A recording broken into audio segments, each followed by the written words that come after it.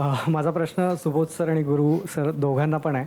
एक पटकथा लेखक, संवाद लेखक म्हणून दिलीप सरांसारखे दिग्गज अभिनेते जेव्हा तुमच्या समोर असतात, मुख्य भूमिकेत ते असतात, तर हे कथानक उभं करणं, संवाद लिहिणं हे तुमच्यासाठी किती चॅलेंजिंग असतं तुमच्यासारख्या लेखकांसाठी? माझं खरं तर त्यांच्याशी ट्युनिंग टिपरेपासून असल्यामुळे एक माहीत होतं आणि आम्हाला सुबोधही सांगेल की एक खूप चिकित्सक नट असतो ना, त्याला असंख्य प्रश्न पडत असतात. हे दिलीप काकांच्या बाबतीत खूप गमतीशीर आहे, कारण टिपरेलाही स्क्रिप्ट गेल्यावर किंवा नारबाच्या वाडीच्या वेळी ते बारकाव्याने विचार. अनेकदा तुम्हाला संवाद लेखक म्हणून त्यांचा प्रश्न आल्यावर पण लक्षात येतं की अरे हो, ही गोष्ट असेल तर आणखीन गंमत होईल.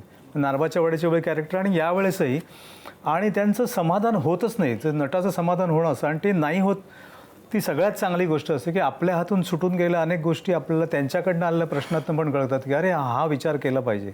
गुरुदादा म्हणाल तसंच आहे की पूर्ण कथेच्या प्रोसेसमध्ये, पटकथेच्या प्रोसेसमध्ये दिलीप काकांचे कॉन्स्टंट प्रश्न असायचे की हे असं नक्की करू शकेल का, हे झालं तर हे बरोबर असेल का, आणि हे अगदी शूटिंगच्या दिवसापर्यंत चालू होतं, ज्याचा खूप फायदा होतो. आणि फर्स्ट टाईम डिरेक्टर म्हणून माझ्यावर जबाबदारी ती जास्त असते की एवढ्या सिनियर ॲक्टरला घेऊन काम करत असताना, आणि सगळेच ग्रेट ॲक्टर्स आहेत.